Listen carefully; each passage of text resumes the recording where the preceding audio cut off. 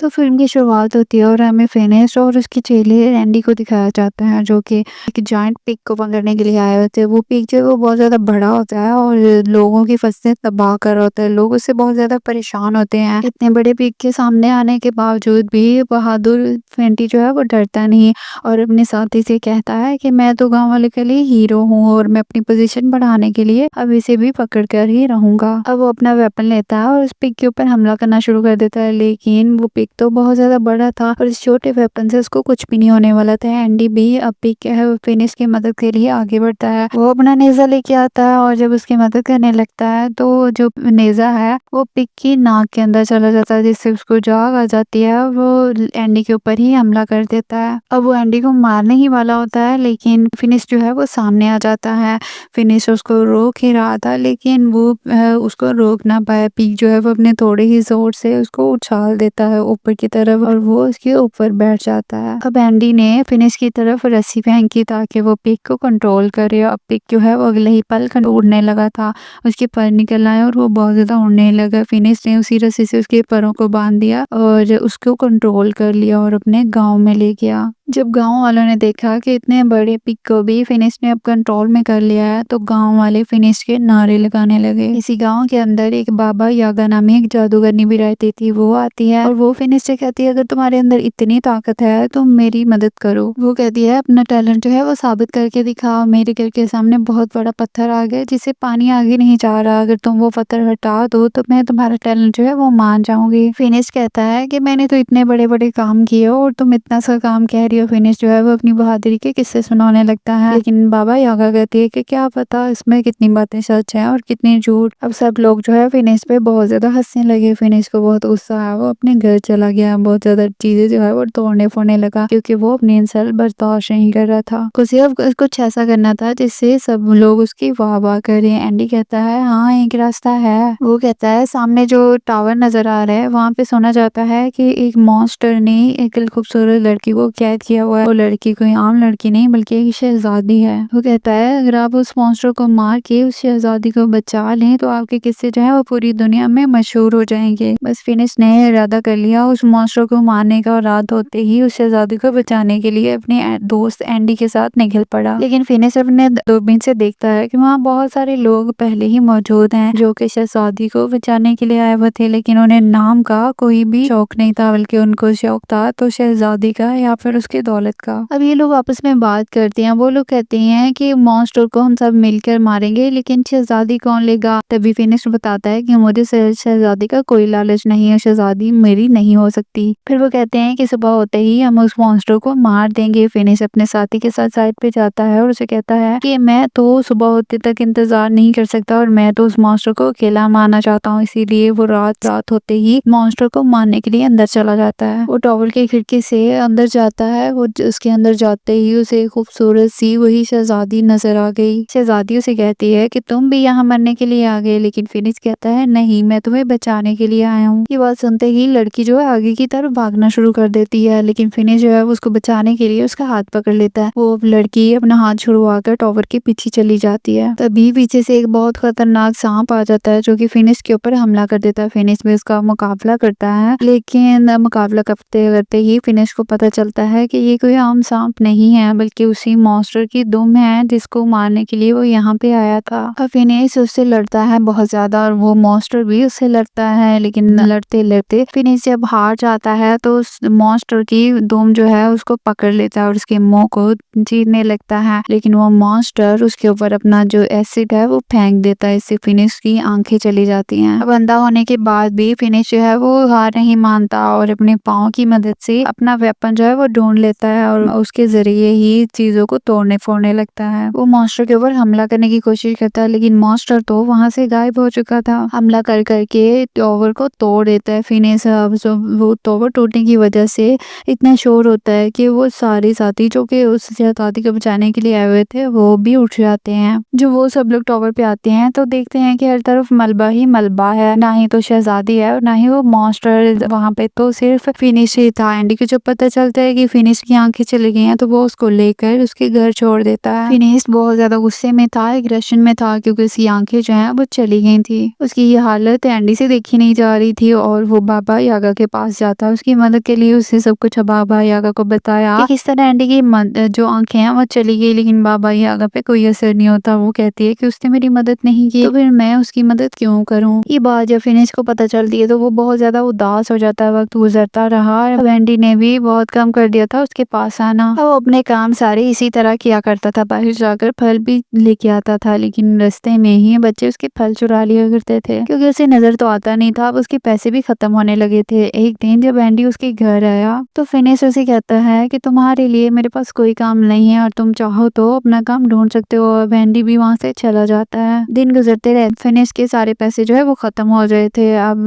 वो दिन आ गया था जब फिनिश जो है वो बाजार के गले फले सर जो है वो खाने पर मजबूर हो गया था। एक दिन जब बारिश हो रही थी तो फिनिश को गले सड़े फल भी वहाँ पे नहीं मिले। अब वो वहीं पे बाजार में ही अपनी बास्केट लेके बैठ जाता है। बाबा यागा वहाँ से गुजरती है तो वो फिनिश को मजबूर देखती है और उसकी मदद के लिए उसकी टोकरी में कुछ सब्जियां और फल जो है वो रख देती है। इससे पहले कि वो लोग कुछ बात करते हैं, वहाँ पर कुछ लुटेरों ने उनके गांव पर हमला कर दिया। वो लुटेरे जो हैं वो दर इनके गांव वालों को मार रहे थे। फिनिश भी चाहे देख नहीं सकता था, लेकिन वो सुन रहा था कि कैसे लोग धड़ाधड़ मार रहे थे और चीख रहे थे। वो लुटेरे जब उस पे हमला करते हैं तो वो लुटेरों के ऊपर भी हमला कर देता है और उनको मारने लगता है। देख ना होने के बावजूद भी वो उनकी आटे सुनकर उनके ऊपर हमला करता है और उनके साथ मिलकर मुकाबला करता है। अब वो एक नहीं दो नहीं बल्कि तीन डाकुओं का मुकाबला कर रहा था। ये देखते ही एक डाकू जो कि घोड़े पर सवार था वो फिनिश की तरफ रस्सी फेंकने शुरू कर देता है, लेकिन फिनिश जो है वो उसकी रस्सी खींचकर उसे ही घोड़े से गिरा देता है और उसकी खूब पिटाई करता है।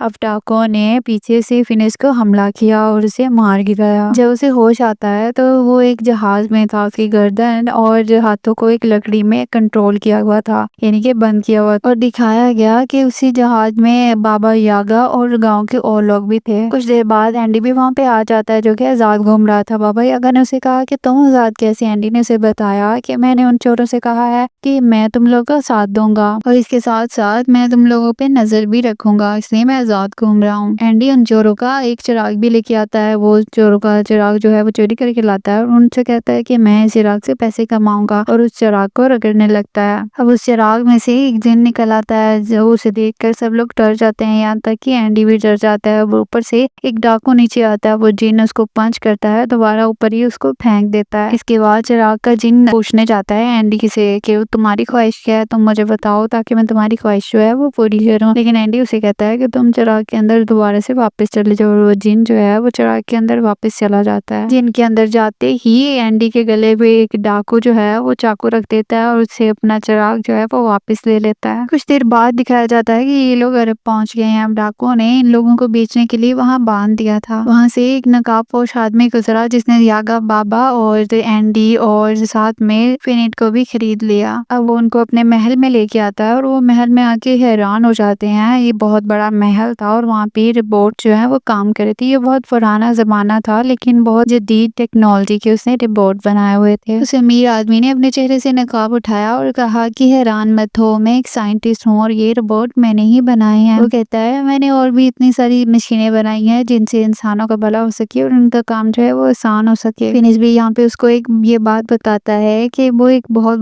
ज्यादा ताकतवर इंसान था पहले, लेकिन अंधा होने के बाद उसकी लाइफ जो है वो बेकार हो गई। उस साइंटिस्ट ने कहा हाँ मैंने तुम्हारे बारे में और बाबा यागा के बारे में सुना है, वरना तो मैं ऐसे गुलामों को खरीद कर आजाद कर देता हूँ। अब वो साइंटिस्ट इन लोगों के लिए अपने रोबोट्स के जरिए खाना मंगवाता है और ये लोग बहुत ज्यादा हैरान हो जाते हैं। यागा को लग रहा था कि शायद ये कोई जादू है, लेकिन वो साइंटिस्ट मुझसे बताता है नहीं, मैं पिछले 500 साल से इस पे काम कर रहा हूँ। यागा जो है वो हैरान हो जाती है और वो हंस के कहती है कि 500 साल से, और तुम अभी तक बूढ़े क्यों नहीं हुए। साइंटिस्ट बताता है कि मैंने एक ऐसा लिक्विड तैयार किया है जो कि सालों तक इंसानों को जवान रखता है। वो कहता है उसी लिक्विड से मैंने अपनी उम्र भी घटाई है, अपने काम को भी आगे बढ़ाया और अपने आप को जवान भी रखा है। अब वो अपनी लैब जो है वो इनको दिखाने के लिए ले जाता है। फिनिट उससे पूछता है कि क्या तुमने कोई ऐसा लिक्विड बनाया है जिससे मेरी आंखें जो है वो ठीक हो सके।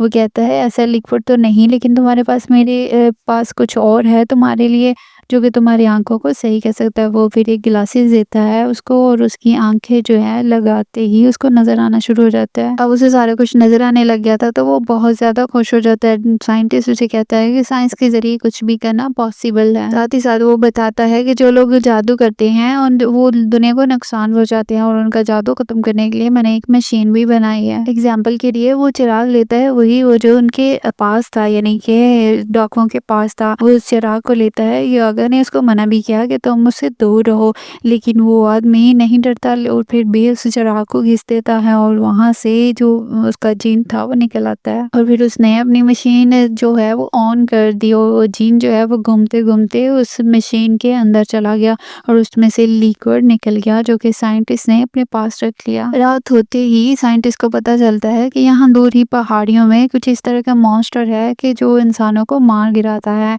वो जब फिनिश को ये बात बताता है कि उसका शीर जैसा मुंह है और जो दुम है वो सांप की तरह है। अब फिनिश समझ गया था कि ये वही है जिसका मैं सामना करके आया था। फिनिश उसे कहता है साइंटिस्ट से कि मैं यहाँ से रोराफ के साथ जाऊंगा क्योंकि मुझे अपना एक पुराना उधार जो है वो चुकाना है। लेकिन साइंटिस्ट फिनिश को खतरे में नहीं डालना चाहता था। लेकिन फिनिश कहता है कि नहीं, मैंने भी तो आपका एहसान उतारना ही है ना, तो फिर ऐसे तो ऐसे ही सही। फिर साइंटिस्ट जो है वो उसको एक ऐसा बॉक्स दिखाता है जो कि जिसके लीवर को घुमाने से जो मॉन्स्टर है वो खुद ब खुद उसके अंदर आ जाएगा। रात को हमें दिखाया जाता है बाबा यागा जो है वो साइंटिस्ट की लैब में चली गई। असल में वो वही सीरम चुराने के लिए गई थी जो कि जवान बनाने वाला था।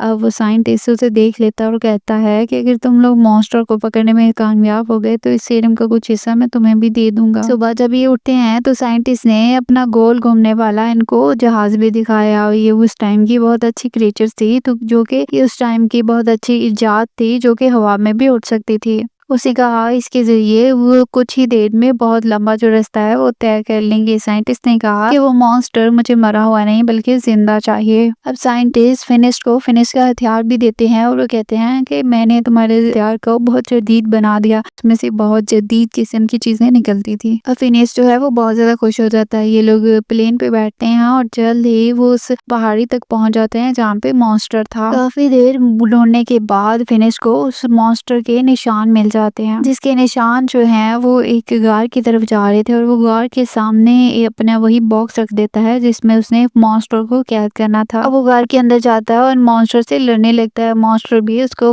पंच करता है और वो बाहर गिर जाता है। वो बाहर की तरफ भागता है, भागते भागते वो एक दरख्त के अंदर अटक जाता है इन्फिनिट और उसका सर जो है वो उसमें टकरा जाता है, वो बेहोश हो जाता है।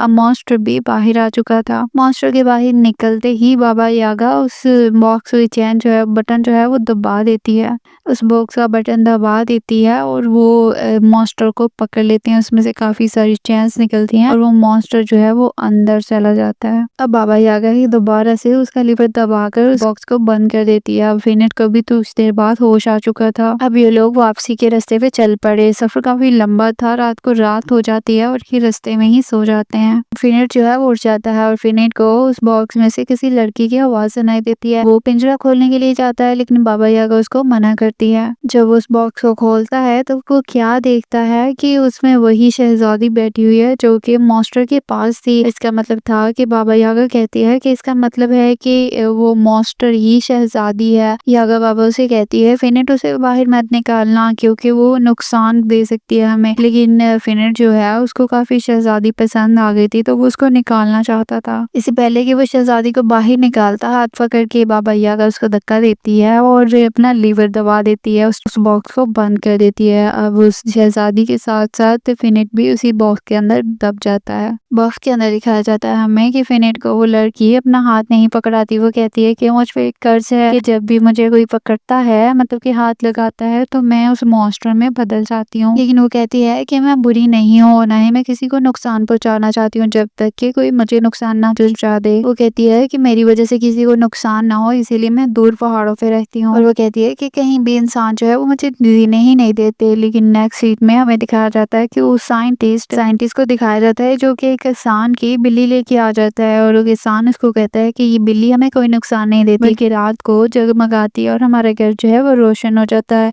लेकिन साइंटिस्ट उसकी बात नहीं मानता और वो उसी बॉक्स के नीचे रख देता है। उसे जादू खींचने वाली मशीन थी तो उस बिल्ली को उसके नीचे रखता है और बिल्ली को घुमाता है और उसमें से लिक्विड निकलता है, वो लिक्विड अपने पास रख लेता है। उसने अपने लॉकर में और भी बहुत सारे सीरम रखे हुए थे। यहाँ पर हमें पता चलता है कि फिनेट और शहजादी को एक दूसरे से प्यार होने लगा है। बाबा यागा और एंडी इनको साइंटिस्ट के पास लेके आ रहे थे और वो दूर दूर से ही साइंटिस्ट को देखने लगते हैं। उन्होंने क्या देखा कि इस साइंटिस्ट ने एक जादुई परिंदे को पकड़ा और उसने मशीन में डाल दिया और उससे सारा लिक्विड निकाल के उस रिबोट में डाल दिया, यानी कि वो रिबोट किसी कोई रिबोट नहीं थे बल्कि वो उसे सीरम से चलते थे जो कि वो जादू लोगों से निकालता था। बाबा यागा वो उसके सामने आती है, वो कहती है कि तुम झूठे हो, तुम्हारे रिबोट्स भी जादू से चलते हैं, यहाँ तक कि तुमने अपनी उम्र को भी जादू से ही जवान किया हुआ है और तुम मासूम जानवरों को मार कर उनके लिक्विड बनाते हो। ये बात सुनते ही साइंटिस्ट को गुस्सा आ जाता है और वो कहता है कि मैं अपना सच जानने वालों को जिंदा नहीं छोड़ता। बाबा यागा वहाँ से जल्दी से भाग जाती है। वो शहजादी और फिनेट को भी वहाँ से आजाद कर देती है क्योंकि वो जानती थी कि साइंटिस्ट शहजादी और फिनेट का भी बुरा हाल कर देगा। ये सुनते ही वो शहजादी बताती है कि मैं उसे जानती हूँ, वो काफी देर से मेरे पीछे पड़ा हुआ है। वहाँ पे साइंटिस्ट आ जाता है, वो जानता था कि ये लोग भाग जाएंगे और वो अपने सारे रिपोर्ट्स को वहाँ पे ले आता है ताकि उनको कैद कर सके। वो उनको कैद कर लेते हैं और शहजादी का लिक्विड जो है वो निकालने लगता था अपनी मशीन में डाल के। ये देखकर फिनेट को बहुत ज्यादा गुस्सा आ गया है, लेकिन वो शहजादी को बचाने की कोशिश कर रहा था, लेकिन वो बचा तो नहीं पाया। लेकिन शहजादी को वो हाथ लगा देता है जिससे शहजादी मॉन्स्टर में बदल जाती है और उसकी जंजीरें जो है वो टूट जाती हैं। मॉन्स्टर बनते ही शहजादी ने अपनी जंजीरें तोड़ी और वहां से भाग गई। मौका पाते ही यागा बाबा, फिनेट और उसके दोस्त एंडी ने भी अपनी जंजीरें खोली और वहां से भाग गए, लेकिन साइंटिस्ट के आदमी भी उसके पीछे ही थी। बाबा यागा अपने हाथ में तरबूज के बीजों को पकड़कर उनकी तरफ फेंक के उनके ऊपर हमला करती है। दूसरी तरफ वो साइंटिस्ट अपना एक बहुत बड़ा टर्टल निकाल लेता है बाबा यागा और फिनेट को पकड़ने के लिए। हालांकि एंडी ने उसे कहा था कि आपके पास इतना सीरम नहीं है कि आप उस टर्टल को चला सकें, लेकिन साइंटिस्ट तो उनको पकड़ना चाहता था, इसलिए वो अपना टर्टल जो है वो ऑन कर देता है और उनके पीछे भिजवा देता है। जैसे ही वो टर्टल महल में खड़ा होता है तो महल जो है वो टूट जाता है। अब उस टर्टल को कंट्रोल करता है साइंटिस्ट और फिनेट और यागा बाबा के पीछे भागता है, लेकिन वो भी आगे भाग जाते हैं। वो अपने तोप के गोलों से भी उनपे हमला करवा देता है। ये देखकर कि खतरा बढ़ गया है, फिनेट उसे कहता है यागा बाबा को कि तुम उसका ध्यान बटाने की कोशिश करो, मैं उस टर्टल के ऊपर चढ़कर इसको उल्टा करने की कोशिश करूंगा। जब उसे उल्टा करूंगा तो उसका सारा लिक्विड जो है वो गिर जाएगा, वो चल नहीं पाएगा। अब यागा बाबा उस टर्टल के सामने आ जाती है और साइंटिस्ट देखता है और वहीं से अपनी मशीन निकाल के अब उसका जो जादू है वो अपने अंदर सक करने लगता है। जादू खत्म होने की वजह से यागा बाबा का बूढ़ी दिखने लगी थी। ये देखकर विनेश को काफी तरस आया। अब जितनी देर में वो साइंटिस्ट यागा बाबा के जो जादू है वो निकाल रहा था, फिनेश को मौका मिल गया और वो टर्टल के ऊपर चढ़ गया। अब साइंटिस्ट को भी पता चल जाता है और वो अपने टर्टल के जो टेंटिकल हैं वो बहाल कर देता है और वो फिनिश को गिराने की कोशिश करता है, लेकिन फिनिश तो नहीं गिरा, लेकिन उसका चश्मा जो है वो गिर गया। फिनिश को कुछ भी नजर नहीं आ रहा था। यागा बाबा को भी अब पता चल गया था और साइंटिस्ट को भी पता चल गया था कि फिनिश का चश्मा जो है वो गिर गया है। यागा बाबा उसे अपने इशारों के जरिए सारा कुछ समझाती है, बोल बोल कर, और वो उसी के जरिए लड़ता है। अब बाबा यागा जो है वो उसे नीचे से लड़ने के इंस्ट्रक्शंस देती है और इतनी ही देर में वो मॉन्स्टर बनी शहजादी भी वहाँ पे आ जाती है, जिसे देखकर साइंटिस्ट जो है वो डर गया। ऊपर से इन्फिनिट ने भी अपनी जो जंजीर है वो उस साइंटिस्ट के टर्टल में घुसा दी थी और उसे खींच कर उसे उल्टा कर देता है, जिससे उसका सारा लिक्विड जो है वो गिर जाता है। अब साइंटिस्ट बुरी तरह फंस चुका था। वो अपने आप को अपने जादुई पंख निकालता है और उड़ाने की कोशिश करता है, लेकिन वो नहीं उड़ पाता और अपने ही लिक्विड में गिरकर मर जाता है। फिर हमें दिखाया जाता है फिनिट जो है वो ज्यादा जोर लगाने की वजह से बेहोश हो गया था। अब शहजादी वहाँ पे आती है और उसे देखकर रोने लगती है, क्योंकि शहजादी उसे प्यार करने लगी थी। शहजादी जैसे ही रोती है उसके आंसू गिरकर फिनिट की आंखों पे आते हैं तो वो उठ जाता है जब वो देखता है कि उसे सारा कुछ नजर आ रहा है। आंखों की रोशनी जो है वो दोबारा से वापस आ जाती है, का इज़हार करता है और वो कहता है कि मैं तुम्हारे साथ रहना चाहता हूँ हमेशा के लिए, तुम भी मेरे साथ रहो। लेकिन शहज़ादी कहती है कि मुझ पे एक कर्ज़ है, मुझे जब भी कोई छुएगा तो मैं मॉन्स्टर में बदल जाऊँगी।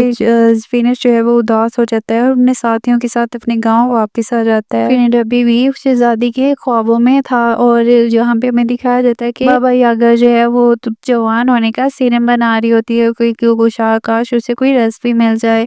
अब वो बुक्स में देख ही रही होती है कि उसे शहज़ादी के कर्ज़ का पता चल जाता है और वो फिनेट को अपने पास बुलाती है और उसे बताती है कि शहज़ादी को कर्ज़ जो है वो जानबूझकर दिया गया था, जिसमें शहज़ादी की कोई भी गलती नहीं थी। और हमें पता चलता है कि ये लोग अगला जो मिशन है वो इस कर्ज़ को हटाने का ही करेंगे। खैर इसी के साथ ये मूवी एंड हो जाती है और अगले पार्ट में कर्ज़ हटाने वाला हमें दिखाया जाएगा शायद।